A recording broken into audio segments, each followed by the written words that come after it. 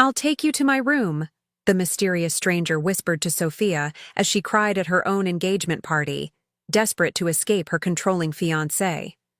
When she shocked him by responding, "Take me with you now," neither of them knew this reckless decision would unveil his darkest secret and force them to fight deadly enemies, brutal betrayals, and impossible choices between love and survival.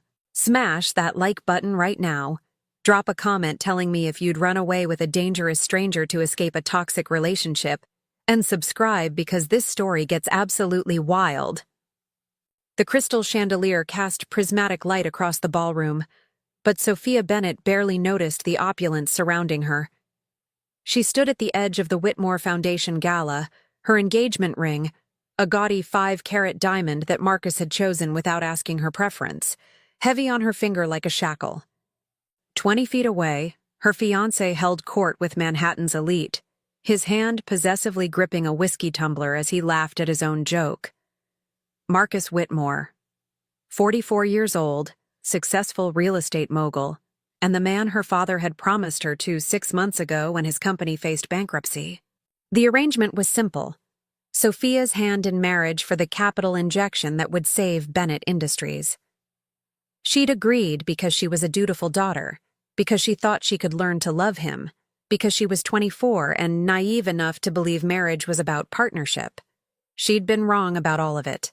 "Darling, stop sulking in the corner." Marcus appeared at her elbow, his cologne expensive but overpowering. His fingers closed around her wrist, not quite hard enough to bruise, but with enough pressure to make his point. "You're supposed to be charming my investors, not hiding like a child." "I'm not sulking," Sophia said quietly, forcing a smile for the benefit of watching eyes. "I just needed a moment." "You'll have plenty of moments after we're married. Right now, I need you to be present." His grip tightened fractionally. "Senator Morrison is considering a significant investment. Go talk to his wife about wedding plans. Women love that sort of thing." It wasn't a request. Sophia had learned in 6 months that nothing Marcus said was ever really a request. She nodded, waiting for him to release her wrist. When he finally did, she could see the white marks his fingers had left on her skin. "And Sophia?" Marcus leaned close, his breath warm against her ear. "Smile more. You look ungrateful, and that reflects poorly on both of us."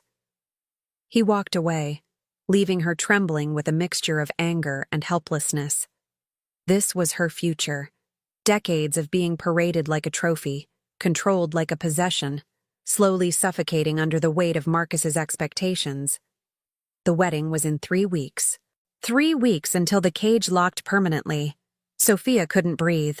The ballroom felt too small, too crowded, the air too thick with perfume and false laughter. She needed to escape, even if just for a moment. Slipping through the French doors, she found herself in the estate's garden, where fairy lights twinkled in the trees, and the sounds of the party faded to a distant murmur. The cool October air hit her face, and finally, she could breathe. Sophia walked deeper into the garden, following a stone path until she reached a fountain surrounded by rose bushes. Only then did she let the tears fall, pressing her hands against her face as silent sobs shook her shoulders.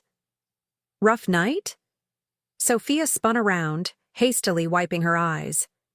A man stood near the fountain, partially shadowed by an oak tree. As he stepped into the light, her breath caught. He was devastating, tall and powerfully built, wearing a perfectly tailored black suit that emphasized broad shoulders and a trim waist. But it was his face that held her attention. Sharp jawline covered with neat stubble, black hair swept back from a widow's peak, and eyes the color of steel that seemed to see straight through her carefully constructed facades.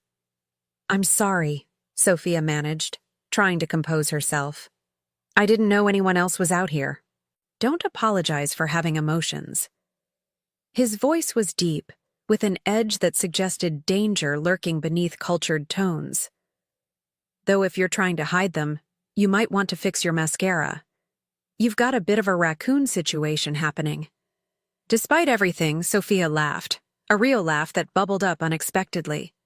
She used her fingers to wipe under her eyes, knowing she must look like a disaster. That bad? I've seen worse. He moved closer, pulling a pristine handkerchief from his pocket and offering it to her. Roman Steele. And you're Sophia Bennett, if I'm not mistaken. The soon-to-be Mrs. Whitmore. The way he said her future name made it sound like a prison sentence. Sophia accepted the handkerchief, dabbing at her ruined makeup. You know Marcus? I know of him.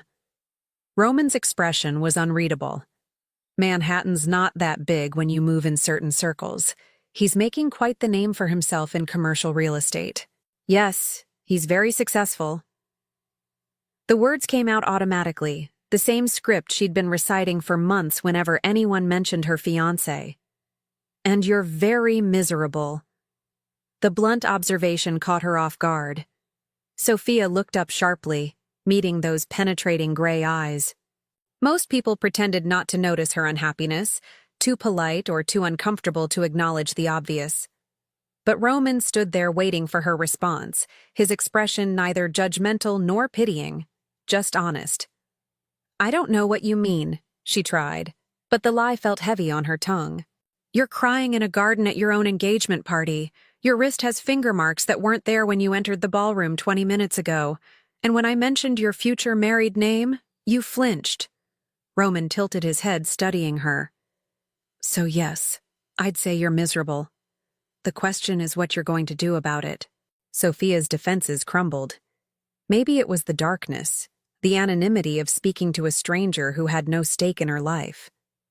Maybe it was the gentle challenge in his voice, the first person in months who'd asked what she wanted instead of telling her what she should do.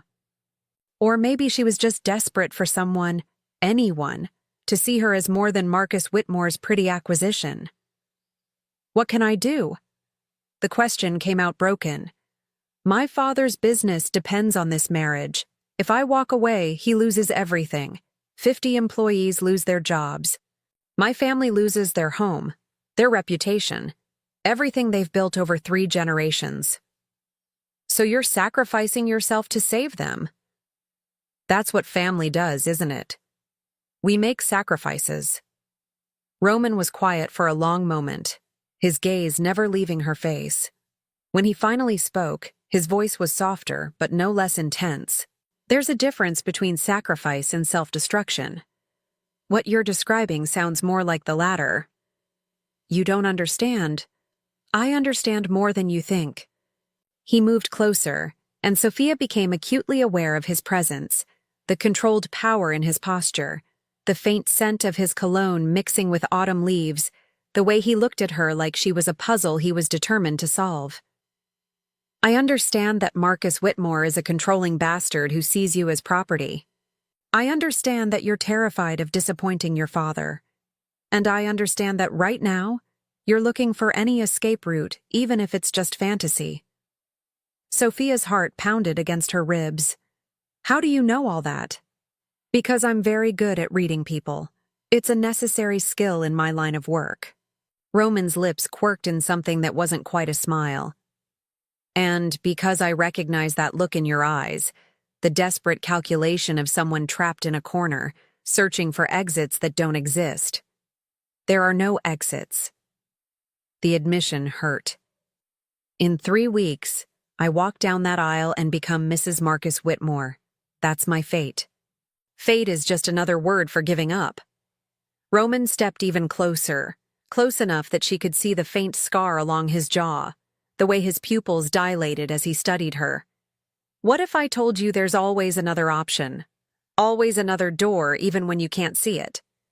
I'd say you don't know Marcus. He doesn't lose, ever. Neither do I.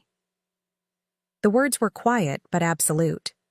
Roman reached out slowly, giving her time to pull away, and tucked a strand of hair behind her ear. The gesture was intimate, proprietary, and sent electricity skating down her spine. You want to know what I think, Sophia? She could barely breathe. What? I think you're stronger than you believe. I think you're tired of being controlled. And I think...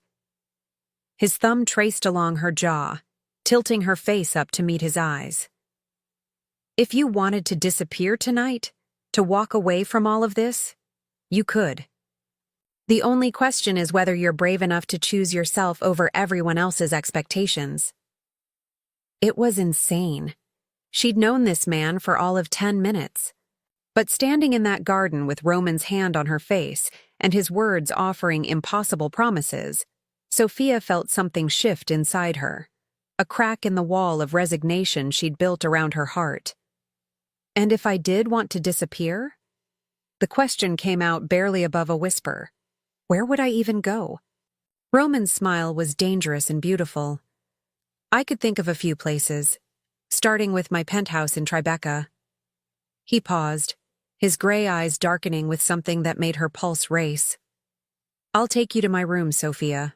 Right now, if you want.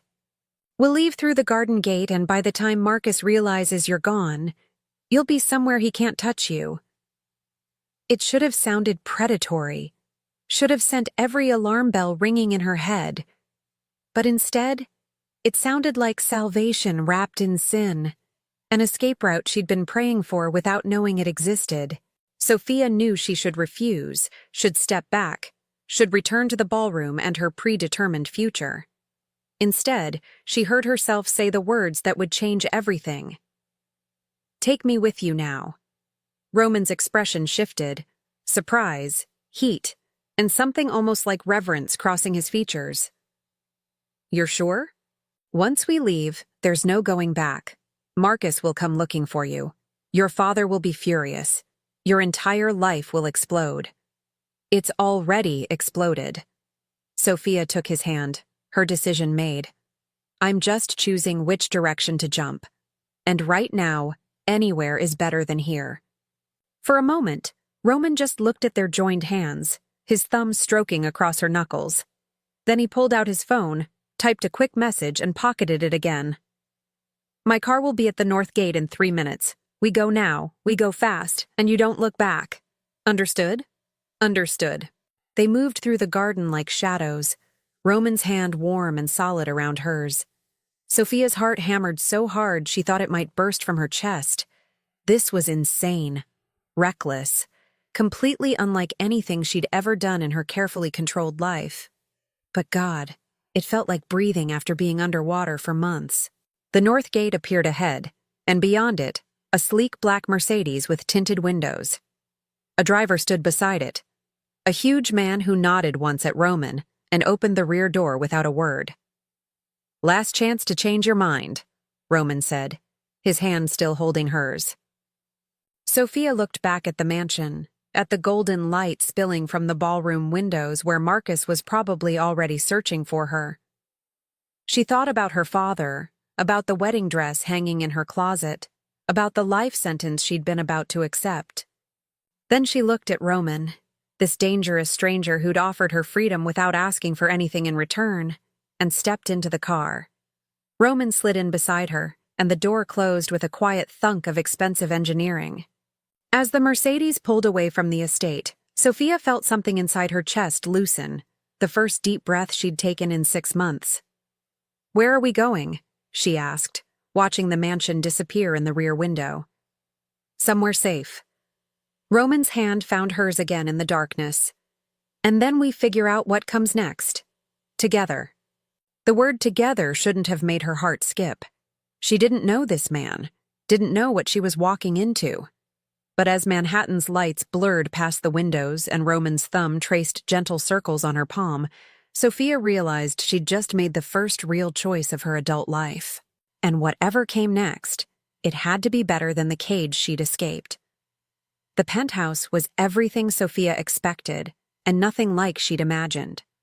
Floor-to-ceiling windows overlooked the Hudson River, the city lights creating a glittering tapestry against the night sky.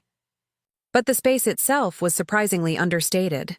Dark leather furniture, modern art that looked original, shelves filled with books that had actually been read.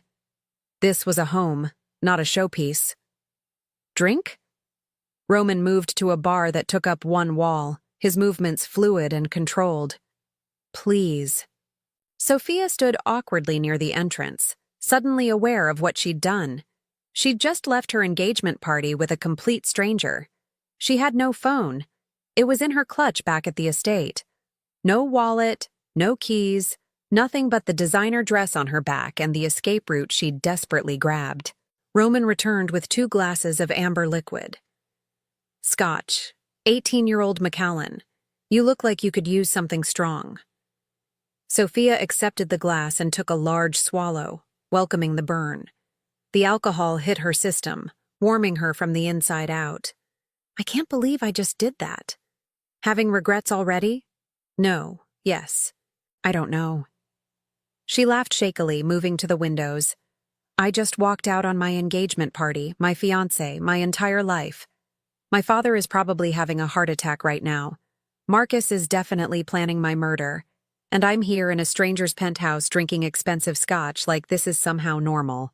Nothing about this situation is normal, Roman agreed, coming to stand beside her. But that doesn't mean it was wrong. Sophia turned to look at him, really look at him for the first time in proper light. Roman's steel was even more devastating than the garden shadows had suggested. Angular features that could have been carved from marble, those intense gray eyes that seemed to catalog everything. A body that moved with the kind of control that spoke of either extensive training or violence. Or both. Who are you really? The question came out before she could stop it. And don't say you're just a businessman. Nobody moves the way you move or reads people the way you do unless there's something more. A slow smile crossed Roman's face, equal parts admiration and caution. Observant, I like that. He took a sip of his scotch, considering. I'm whatever I need to be in any given situation. Tonight, I'm the man who gave you an escape route. Tomorrow? He shrugged. We'll see what tomorrow requires. That's not an answer. It's the only answer I can give right now. Roman set down his glass and turned to face her fully. Here's what I can tell you. I have resources. Enough to keep you safe from Marcus and anyone he might send looking for you. I have connections. Enough to make sure you're not found unless you want to be. And I have... He paused, something flickering in his eyes. Let's call it experience dealing with men like your ex-fiancé. Men who think they own people. Why are you helping me? Sophia searched his face, trying to understand. You don't know me. You get nothing out of this except potential trouble with a very powerful, very vindictive man. Don't I? Roman's hand came up, fingers ghosting along her cheekbone with such gentleness it made her breath catch. Maybe I get the satisfaction of ruining Marcus Whitmore's night.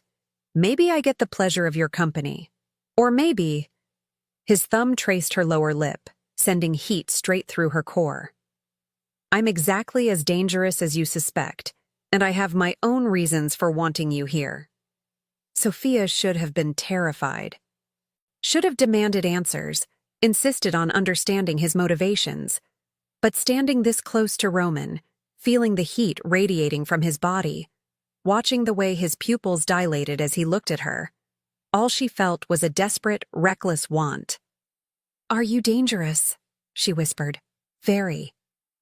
No hesitation, no apology. I'm probably the last man you should trust. But I'm also the one who's going to make sure Marcus never touches you again. So the question becomes, which matters more to you right now? Safety in ignorance or dangerous honesty? Dangerous honesty, Sophia said, making a choice for the second time that night. I'm done with pretty lies and false security. Something blazed in Roman's eyes, triumph, desire, and a hunger that should have frightened her. Instead, it called to something equally reckless inside her own chest. He set down his scotch glass with deliberate care, then took hers and placed it beside his own. Then let me be honest, Roman said, his hands finding her waist and pulling her flush against his body. I saw you in that ballroom 2 hours ago, watching Marcus with dead eyes and a broken spirit. I saw the way he touched you, proprietary and careless, like you were an object he owned. And I decided then that I was going to take you from him. You decided... Sophia's breath caught as his hands slid up her sides, thumbs brushing the curve of her breasts through her dress. Just like that? Just like that. Roman's lips hovered near hers, not quite touching. I don't believe in fate, Sophia. I believe in taking what I want and accepting the consequences. And I want you. Have from the moment I saw you. The question is, what do you want? What did she want? The answer was simultaneously simple and terrifying. She wanted to feel alive instead of suffocated. Wanted to be seen as a person instead of a transaction. Wanted this man who looked at her like she was something precious and powerful all at once, whose touch made her body wake up after months of feeling numb. I want... Sophia rose on her toes, closing the distance between them. To stop thinking, to stop being afraid, to feel something real instead of this constant pretense. Then stop thinking. Roman's mouth claimed hers in a kiss that was nothing like the chaste pecks Marcus had given her.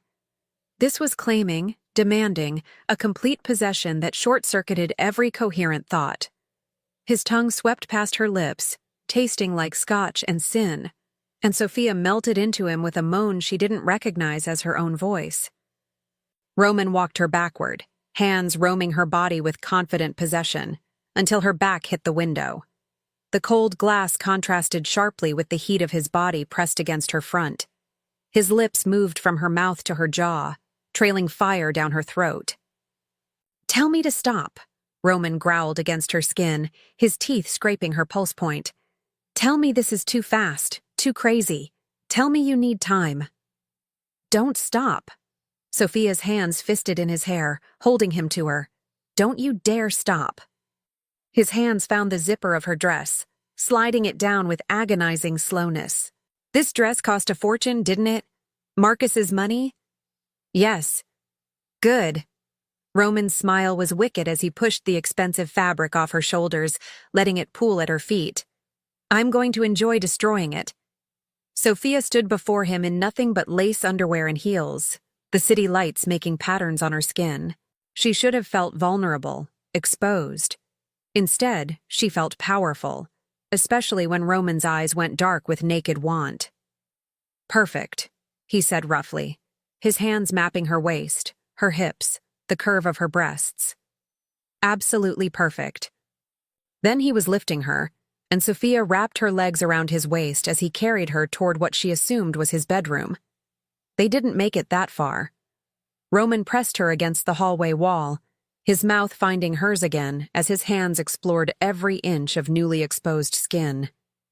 Bedroom, Sophia gasped between kisses. We should... Too far. Roman's teeth caught her lower lip. Need you now. It was reckless and desperate and absolutely perfect. They came together with the intensity of people who'd been starving without knowing it, finding sustenance in touch and heat and the simple act of choosing themselves over expectation. Sophia had never felt so present in her own body, so completely overwhelmed by sensation. Afterward, Roman carried her to his bedroom, an enormous space dominated by a bed that could sleep four, and laid her down with surprising gentleness. He disappeared into the bathroom and returned with a warm cloth, cleaning her with the same care he'd shown destroying her earlier. Stay, he said simply, climbing into bed beside her and pulling her against his chest. Stay tonight. Tomorrow we'll deal with Marcus and your father and all the consequences, but tonight, just stay. Sophia knew she should ask questions, should demand to know more about who Roman really was, what his agenda might be, why he'd been so ready to interfere in her life. But wrapped in his arms, feeling safer than she had in months despite the uncertainty, she found she didn't care about the answers. Okay, she whispered, her eyes already closing. I'll stay. Roman's arms tightened around her, and as she drifted toward sleep, she heard him murmur against her hair. Mine now. He doesn't get you back. The possessiveness should have alarmed her. Instead, it felt like a promise, and for the first time in 6 months, Sophia let herself hope that maybe, just maybe, she'd found a way out of her cage after all. Sophia woke to sunlight streaming through unfamiliar windows and the sound of someone moving in the adjacent room. For a disoriented moment, she couldn't remember where she was. Then memory crashed back. The garden, Roman's offer, leaving her entire life behind. She sat up quickly, clutching the sheet to her chest, and looked around Roman's bedroom. The space was masculine and sophisticated, all dark wood and clean lines. Through the open door, she could see into a living area where Roman stood with his back to her, speaking quietly into his phone. He wore black slacks and nothing else, the morning light highlighting the musculature of his back and shoulders, along with an array of scars that told stories of violence she couldn't begin to imagine. "I don't care what Whitmore is offering," Roman said into the phone, his voice hard. "The answer is no. And tell him if he keeps pushing, he's going to find out exactly how unpleasant I can make his life." A pause. "Good. Keep me updated on any movement." He ended the call and turned, catching her watching him. His expression softened slightly. "Good morning. How do you feel?" "Like I'm in someone else's life." Sophia pulled the sheet tighter around herself. "Was that about Marcus? Is he looking for me?" "Marcus, your father, and apparently half of Manhattan's social circle." Roman moved to the bed, sitting on the edge and handing her a phone. Not hers, but a sleek new smartphone. "Your phone has been blowing up since last night. 37 calls from Marcus, 15 from your father, and a disturbing number from a contact labeled Mother. I took the liberty of getting you a new one. Untraceable." Sophia stared at the phone, reality settling like a weight on her chest. "They're going to be furious. My father's business deal with Marcus is not your responsibility." Roman's hand found her jaw, tilting her face up to meet his eyes. "Listen to me carefully, Sophia. Whatever consequences come from last night, they're not your burden to carry alone. You didn't create this situation. Your father did when he sold you to save his company. He didn't sell me, he just made you responsible for his failures, expected you to sacrifice your happiness for his business decisions, arranged your marriage to a man who treats you like property." Roman's voice was gentle but implacable. "That's selling you. Maybe not for cash, but for capital and business connections, which amounts to the same thing." The words hurt because they were true. Sophia had spent 6 months convincing herself that her father's arrangement was normal, even noble, that good daughters sacrificed for their families. But hearing Roman say it out loud made the reality impossible to deny. "What am I supposed to do now?" she asked quietly. "I can't just hide here forever." "Why not?" Roman's smile was dangerous and beautiful. "I have resources you can't imagine. We could disappear tomorrow. New identities, new city, new life. Marcus would never find you." "That's insane." "Is it? Or is it just unfamiliar?" He stroked his thumb across her cheekbone. "You've spent your whole life doing what other people expected. Maybe it's time to do something crazy just because you want to." Sophia searched his face, trying to understand this man who'd upended her world in less than 12 hours. "Who are you really, Roman? And don't give me that evasive non-answer again.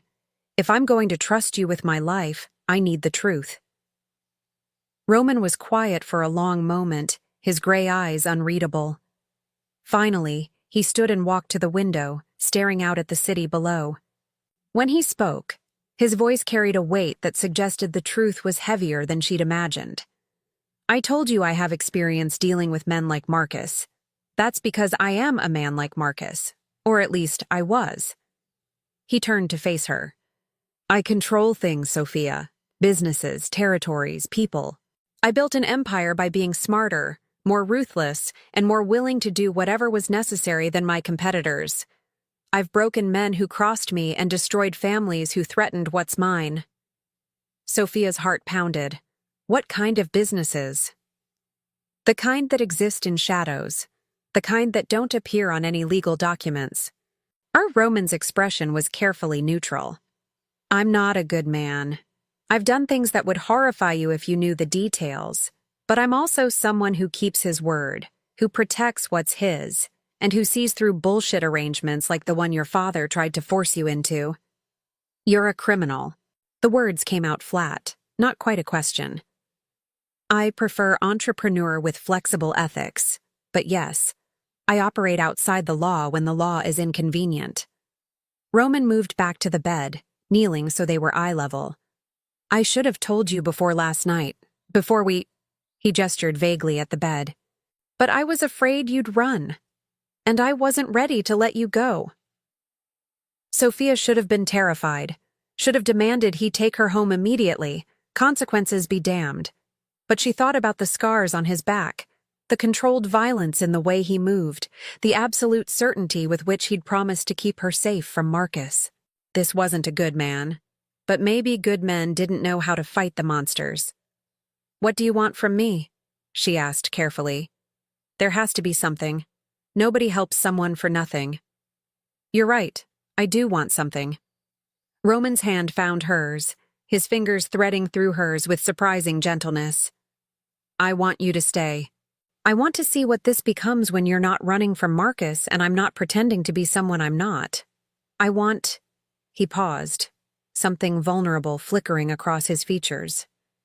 I want to be the man who sees you happy instead of desperate. That's not an answer either. It's the only honest answer I have. Roman brought her hand to his lips, kissing her knuckles. I can't explain why you matter. You just do. From the moment I saw you in that garden, something shifted, and I'm selfish enough to want to keep you, even though I know I shouldn't. Sophia's phone, her old phone, the one Roman had left on the nightstand, began vibrating with another incoming call. Marcus's name flashed across the screen, and even from a distance, she could feel the weight of his anger pressing down on her. He's not going to stop looking for me, she said quietly. I know. Roman's voice hardened. Which is why we need to make it clear that you're under my protection now. Marcus understands power and consequences. Once he knows who has you, he'll back off. Who has me? Sophia raised an eyebrow. That sounds uncomfortably like what I was trying to escape. Poor word choice. Roman smiled slightly. Let me rephrase. Once he knows you've chosen someone who can actually protect you, someone he can't intimidate or manipulate, he'll realize the engagement is over. And if he doesn't? Then I'll make him understand. The threat in Roman's voice was absolute. I've ended more powerful men than Marcus Whitmore for lesser offenses than putting his hands on what's mine. There was that possessiveness again, that casual assumption of ownership that should have set off every alarm bell. But Sophia found herself strangely unbothered by it. Maybe because Roman's possession felt nothing like Marcus's. Where Marcus wanted to control and diminish, Roman seemed to want to protect and elevate. I don't want you to hurt him, Sophia said carefully. Despite everything, I don't want violence. Then we'll handle it another way. Roman stood, pulling her up with him. Get dressed. We're going to your father's office, and you're going to tell him the engagement is off. I'll be there to make sure he listens. Roman, you don't understand how stubborn my father can be, and you don't understand how persuasive I can be when necessary. His smile was sharp. Trust me, Sophia. Your father will see reason, one way or another. An hour later, Sophia sat in the back of Roman's Mercedes, watching the city blur past. He'd given her clothes, designer pieces that fit perfectly, suggesting he'd had someone acquire them this morning along with the phone. Victor, the massive driver, navigated Manhattan traffic with the kind of aggressive efficiency that suggested he'd done this many times before. Tell me about Victor, Sophia said, watching the man's impassive reflection in the rearview mirror. He's been with me for 7 years. Saved my life twice, nearly died for me once, and is probably the only person in this city I trust completely. Roman's hand found hers on the seat between them. He's also ex-military, speaks 6 languages, and could kill most people with his bare hands. So if things get ugly with your father, Victor will ensure they don't get too ugly. You're expecting things to get ugly? I'm expecting your father to be exactly what he's proven himself to be, a man who values his business over his daughter's happiness. Roman's jaw tightened. Men like that respond to power, not appeals to emotion. So we're going to show him power. They pulled up outside Bennett Industries, a modest building in Midtown. Sophia's stomach churned with anxiety as Victor opened her door. Her father was inside that building, probably frantic with worry or fury or both. And she was about to walk in with a man he'd never met and announce she was ending the arrangement that was supposed to save everything. "Ready?" Roman offered his hand. Sophia took it, feeling the solid warmth of his palm against hers. "No. But let's do it anyway." They walked into the building together, Victor following at a discreet distance. The receptionist's eyes widened when she saw Sophia. Clearly she'd heard about last night's disappearance. "Miss Bennett, your father has been— Is he in his office?" Sophia kept her voice steady. "Yes, but he's in a meeting with Mr. Whitmore and—" Roman didn't wait for permission. He guided Sophia toward the executive offices, moving with the kind of certainty that made people step aside instinctively. They reached her father's door, and Roman opened it without knocking. Inside, her father sat behind his desk, his face haggard and aged by what looked like a sleepless night. Marcus stood by the window, immaculate as always, his expression thunderous when he saw Sophia. A third man, Marcus's lawyer probably, sat in one of the guest chairs. "Sophia!" Her father stood abruptly. "Thank God you're all right. We've been worried sick. Where have you been? Who is this man?" "This is Roman Steele," Sophia said, her voice steadier than she felt. "And I'm here to tell you that the engagement is off. I'm not marrying Marcus." The room erupted. Her father protested. Marcus's face went purple with rage, and the lawyer started making notes. But Roman simply stood beside Sophia, his presence an anchor in the chaos, and waited for them to quiet down. When they finally did, it was Marcus who spoke first, his voice dangerously controlled. "Sophia, darling, I understand you're confused. Last night was overwhelming, but running off with some stranger is not the answer. Come home with me and we'll forget this ever happened." "I'm not confused," Sophia said firmly. "I'm done. The engagement is over." "Like hell it is." Marcus took a step forward and Victor moved to intercept, his huge frame suddenly between Marcus and Sophia. Marcus stopped, glaring at the bodyguard. "You can't just walk away. We have a contract." "A contract her father signed, not her," Roman said quietly, speaking for the first time. "And contracts signed under duress tend not to hold up well in court." "Who the hell are you?" Marcus demanded. "I'm the man she's choosing instead of you." Roman's smile was all teeth and threat. "And unlike you, I'm giving her a choice. She wants to leave. She can leave. She wants to stay. She can stay. But what she won't be doing is marrying a controlling bastard who treats her like property." "Mr. Steele," Sophia's father interjected desperately, "you don't understand the situation. The merger between our companies depends on this marriage. If Sophia backs out, Marcus withdraws his investment, and Bennett Industries goes bankrupt. 50 employees lose their jobs. My family loses everything." "Then you should have built a better business model," Roman said without sympathy. "But regardless, that's not Sophia's problem to solve. She's not a commodity you can trade for capital. She's my daughter, and she has responsibilities. She's an adult woman who deserves to make her own choices." Roman's voice hardened. "Now, here's what's going to happen. Sophia is walking out of this office with me. The engagement ends today.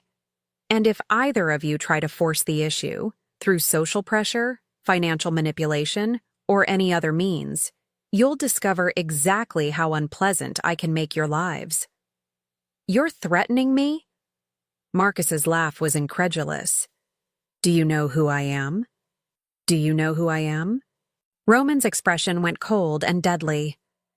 "Because if you did, you'd be backing away instead of posturing. I suggest you ask around about Roman Steele before you decide to push this. Ask what happens to men who cross me. Ask what happened to the last person who tried to take something of mine." Something in Roman's tone made even Marcus hesitate. The room fell silent, tension crackling like electricity. Sophia watched her father's face crumble, saw Marcus's calculation as he weighed the unknown threat against his pride. "This isn't over," Marcus finally said. "I have invested considerable time and money into this arrangement, and I will be compensated for my losses. Send me a bill," Roman said dismissively. "Now if we're done here—" He turned to Sophia. "Ready to go?" Sophia looked at her father, seeing the disappointment and desperation in his eyes. Part of her wanted to apologize, to try to fix this. But a larger part, the part that had been suffocating for 6 months, recognized this as her only chance at freedom. "Goodbye, Dad," she said softly. "I'm sorry it had to be this way." Then she turned and walked out of the office, Roman's hand warm on the small of her back, Victor clearing a path ahead of them. Behind her, she heard her father calling her name, Marcus shouting threats, but she didn't look back. In the elevator, descending away from her old life, Sophia finally allowed herself to breathe. Roman pulled her against his chest, his arms wrapping around her protectively. "You did the right thing," he murmured against her hair. "Did I?" "My father's company is going to fail. All those people will lose their jobs.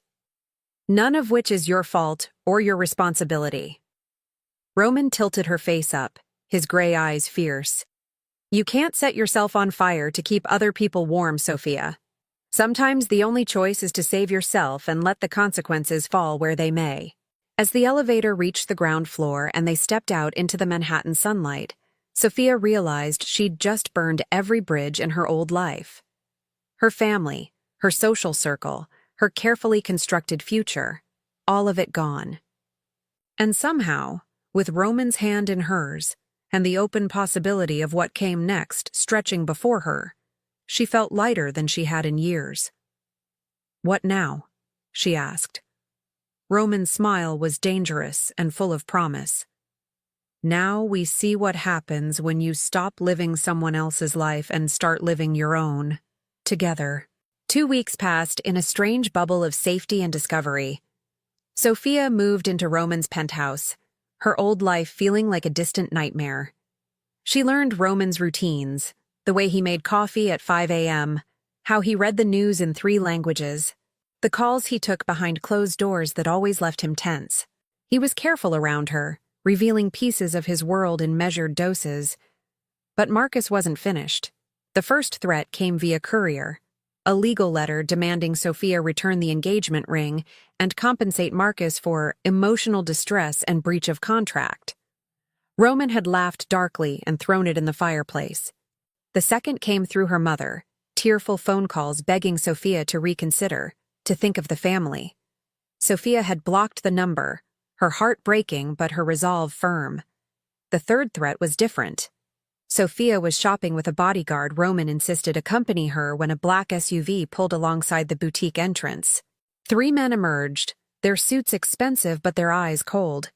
The lead one, a man with a scar bisecting his eyebrow, approached with a smile that never reached his eyes.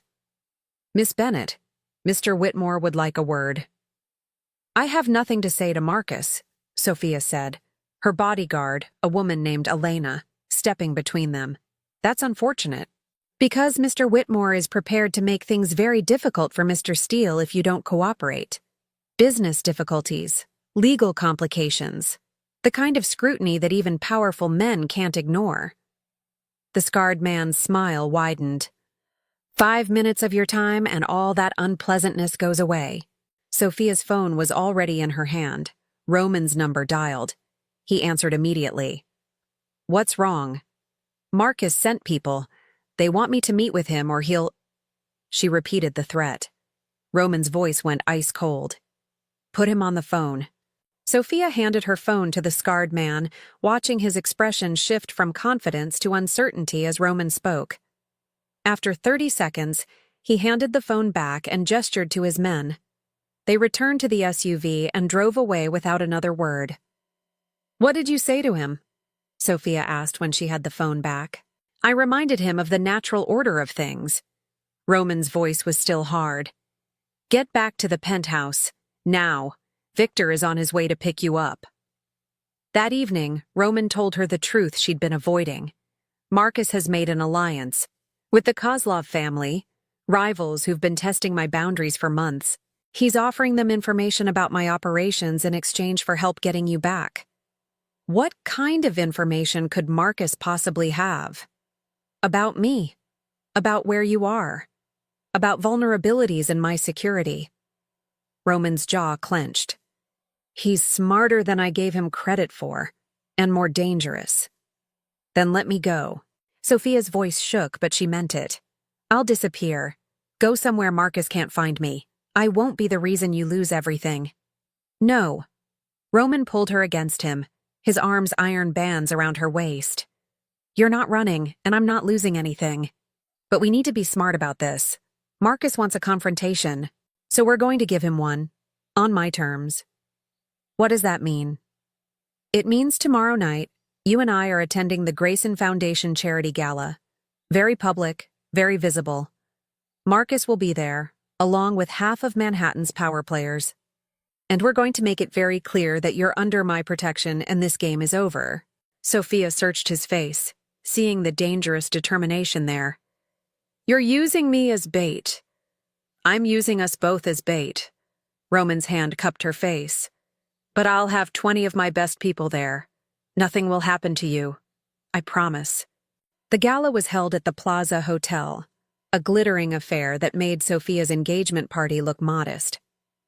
Roman had dressed her in a stunning black gown that made her look like she belonged in his world. Powerful, untouchable, dangerous. As they entered the ballroom, conversations stuttered and died. Everyone knew who they were. Everyone had heard the scandal. Marcus was waiting near the bar, his expression thunderous when he saw them, but he didn't approach immediately. Instead, he watched, circling like a predator waiting for an opening. Sophia felt his attention like a weight, pressing down on her shoulders. Stay close to me, Roman murmured, his hand at the small of her back. He's going to make a move. When he does, I need you to trust me. An hour into the evening, Marcus finally struck.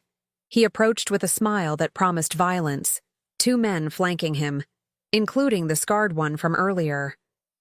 Roman Steele, I've heard so much about you. Whitmore.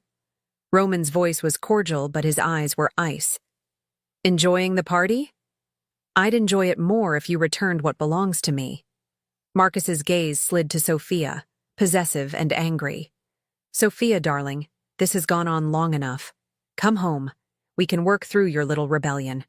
I'm not going anywhere with you, Sophia said firmly, despite her racing heart.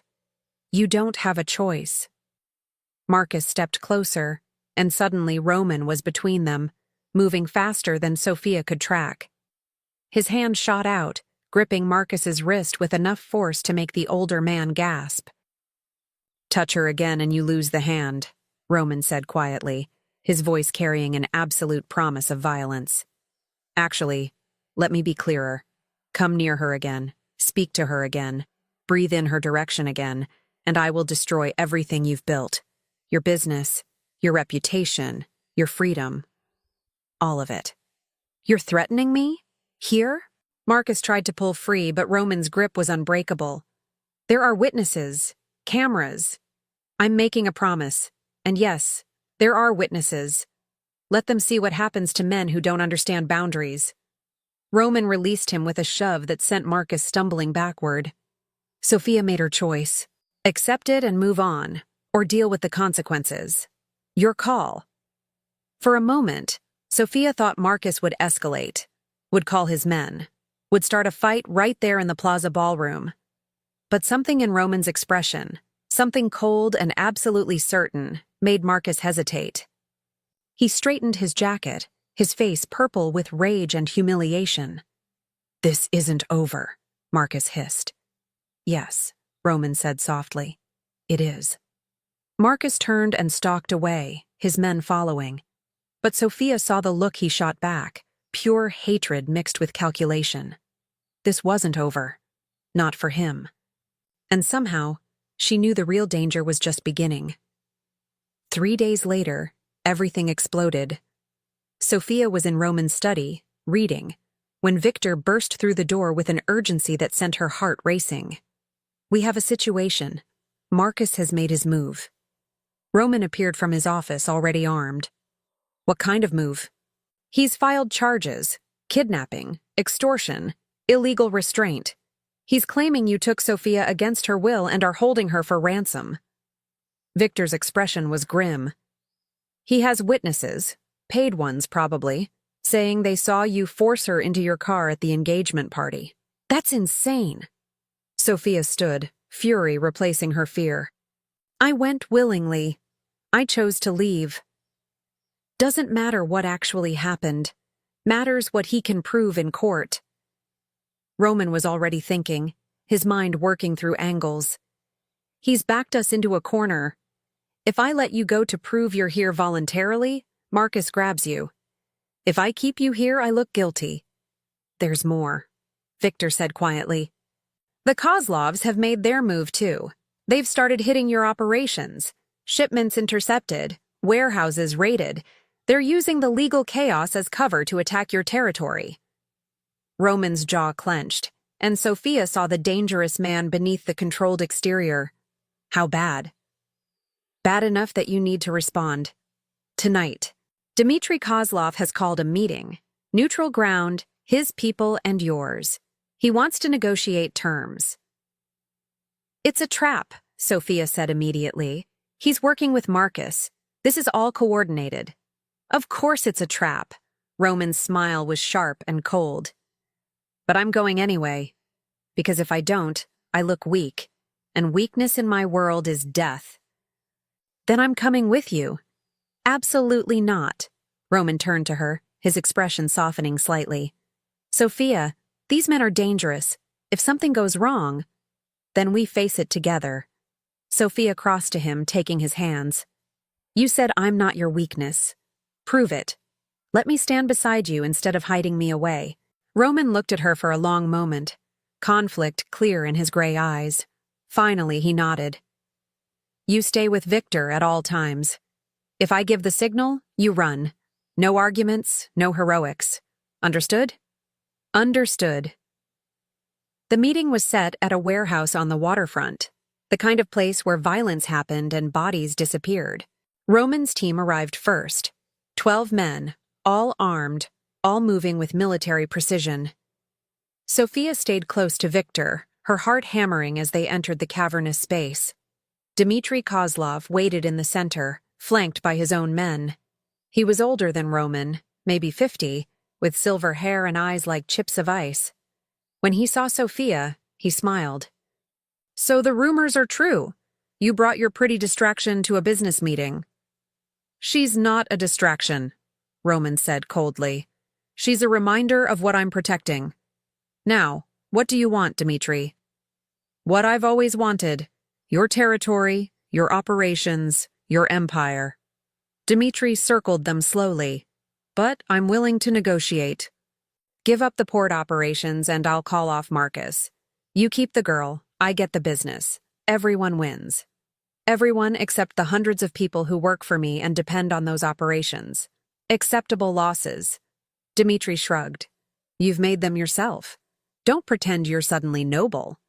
Sophia watched Roman's face, saw the war playing out behind his eyes. This was who he used to be, a man who made calculated decisions about acceptable losses.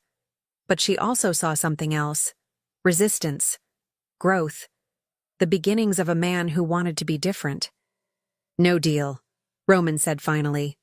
"Find another way to expand your empire. Then we do this the hard way." Dmitry's smile turned predatory. "Kill them, all of them." Guns appeared on both sides, the warehouse erupting into chaos. Victor shoved Sophia behind a shipping container as bullets tore through the air. Roman moved like death itself, taking down Dmitry's men with brutal efficiency. But they were outnumbered, surrounded, pinned down. Sophia's mind raced. They couldn't shoot their way out. There were too many enemies. But maybe they didn't have to. She pulled out her phone, hands shaking, and dialed 911. "Shots fired at Warehouse 14 on the West Pier," she said quickly, giving the address. "Multiple armed men. Officer needs assistance." Victor stared at her. "What did you just do?" "Called the one thing that scares everyone equally." Sophia's smile was shaky, but determined. "The police." Sirens wailed in the distance, growing closer. Dimitri's men hesitated, looking to their boss. Roman used the distraction, taking down 2 more before reaching Sophia's position. "You called the cops?" He looked at her with something between horror and admiration. "You're a businessman, not a murderer. So let's handle this like business people. Let the legal system deal with them." Sophia grabbed his hand. "We go out the back, now, before they arrive and arrest everyone." Roman made a split-second decision. "Fall back! Everyone out!" They ran through the warehouse, Victor clearing the path, Roman protecting Sophia. Behind them, Dimitri's shouts echoed as police vehicles surrounded the building. They made it to Victor's car just as the first officers entered the warehouse. In the car, racing away from the waterfront, Roman pulled Sophia against him. "You're either insane or brilliant. Can't I be both?" She was shaking now, adrenaline crashing. Did it work? Are they caught? Dimitri's too smart to stick around, but his men might not be. Roman's phone buzzed with updates. Some of them were arrested, including 3 on outstanding warrants. Dimitri's going to have to explain to his organization why a simple ambush turned into a police raid. And Marcus. Marcus was never there. He's too careful for that. Roman's expression hardened. But he's going to find out what happened. And he's going to realize you're not the helpless victim he thought you were. That night, back at the penthouse, Sophia finally allowed herself to process everything.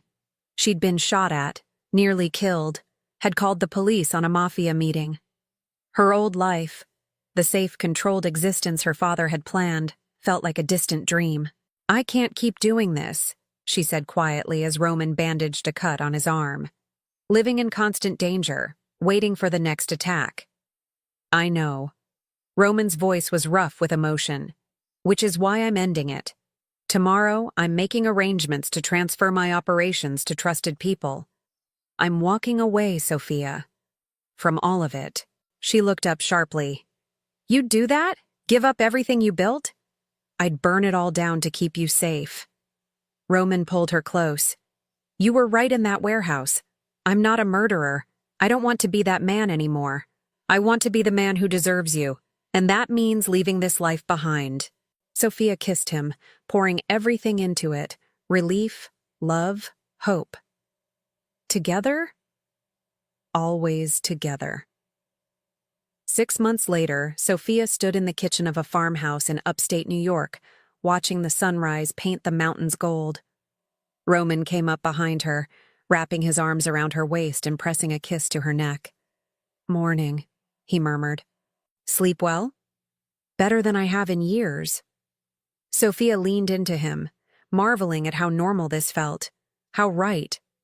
Roman had kept his word. He'd transferred his operations to Victor and 2 other trusted men, creating a council that eliminated any single point of control.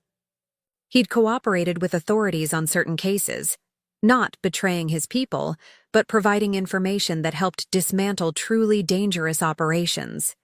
And he'd walked away with enough legitimate wealth to start over. They'd left Manhattan 3 months ago, buying this farmhouse under new names. Roman was consulting for security companies now, using his tactical expertise legally. Sophia had started an online business helping abuse survivors escape dangerous situations, using everything she'd learned from her own experience. It wasn't the life either of them had imagined, but it was theirs, built on choices instead of obligations. "Sophia Bennett," Roman said softly, turning her to face him. "Or should I say, Sophia Steele?" Her breath caught. They'd talked about marriage, but Roman had insisted on waiting until the danger passed, until they were truly free. "Are you asking me something?" I'm asking if you'll marry me. Officially this time, not as protection or strategy. Just because I love you, and I want to spend every day of the rest of my life proving it. He pulled a simple gold band from his pocket. Nothing like the ostentatious ring Marcus had given her. This was elegant, understated, perfect. Yes, Sophia whispered, tears streaming down her face. Yes, absolutely, yes. They married 2 weeks later in a small ceremony, just Victor and Elena as witnesses. The ceremony was simple, held in the garden behind their farmhouse, with vows they wrote themselves. When Roman kissed her as his wife, Sophia felt the final piece of her old life fall away, replaced by something infinitely better. But peace was shattered 1 week later. Sophia was in town shopping when she saw him, Marcus, standing across the street, watching her with cold calculation. Her heart stopped. She pulled out her phone, dialing Roman with shaking hands. "He's here," she said when he answered. "Marcus found us. Stay in public. I'm coming to you." Roman's voice was hard. "Don't let him isolate you." But Marcus was already crossing the street, his expression pleasant for any observers. "Sophia, you look well. Country life agrees with you. Stay away from me." Sophia backed toward the store entrance where people were gathered. "I just want to talk. 5 minutes, and I'll leave you alone forever." Marcus's smile never reached his eyes. "I have a proposal, a business arrangement that benefits us both. I want nothing from you. Not even your father's freedom?" Marcus let that land, watching her face.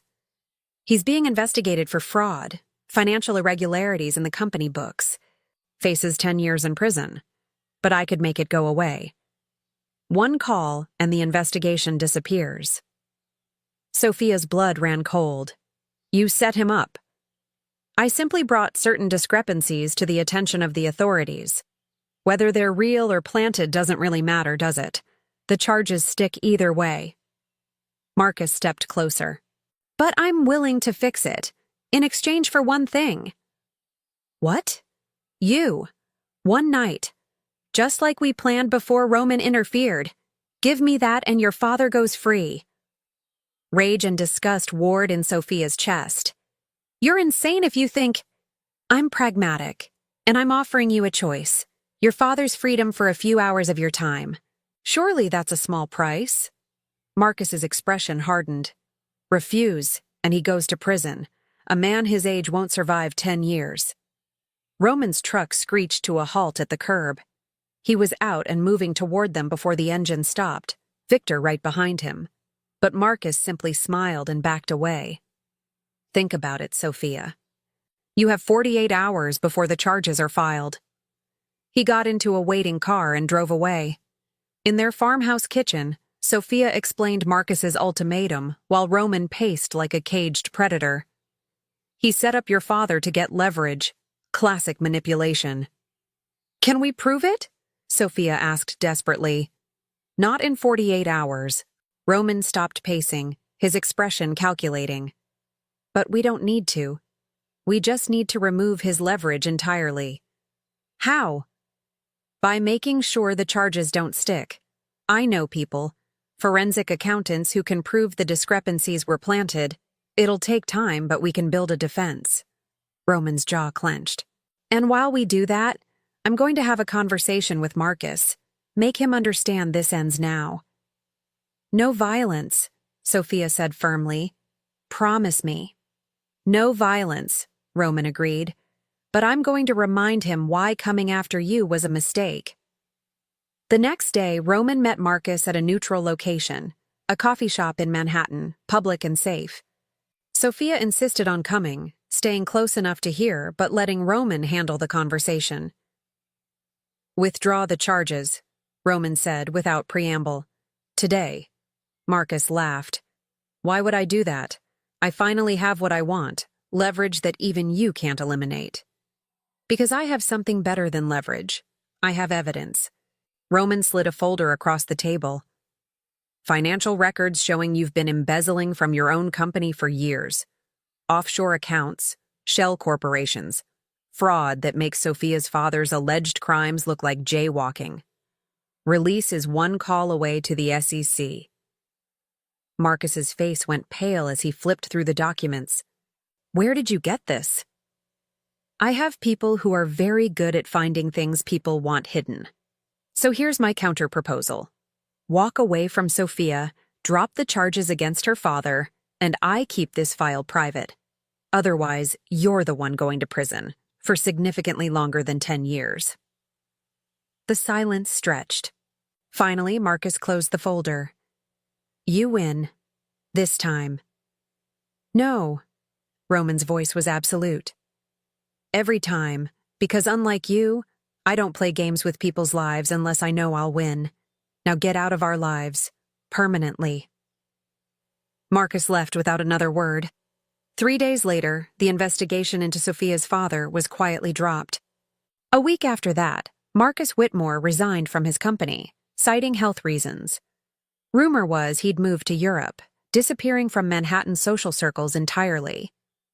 1 month later, Sophia stood in their garden, watching Roman plant tomatoes with an intensity that made her laugh. This man, former soldier, former crime lord, current husband and amateur farmer, was everything she'd never known she needed. What? Roman looked up, dirt on his hands and a smile on his face. Just thinking about how far we've come. Sophia knelt beside him, taking his hand. From that garden where you offered to save me to this garden where we're building something real. No regrets? Roman asked softly. Not a single one. Sophia kissed him, tasting sunshine and possibility. You saved me, Roman. But more than that, you showed me how to save myself. We saved each other, Roman corrected, pulling her close. And we're going to keep saving each other, every day, for the rest of our lives. As they worked in the garden together, the past finally behind them and the future stretching bright and open, Sophia realized this was what freedom felt like. Not running from danger or hiding from consequences, but choosing love and building a life worth protecting. Together, they'd proven that even people forged in darkness could find their way to light. And that sometimes, the most dangerous thing you could do was choose happiness over fear.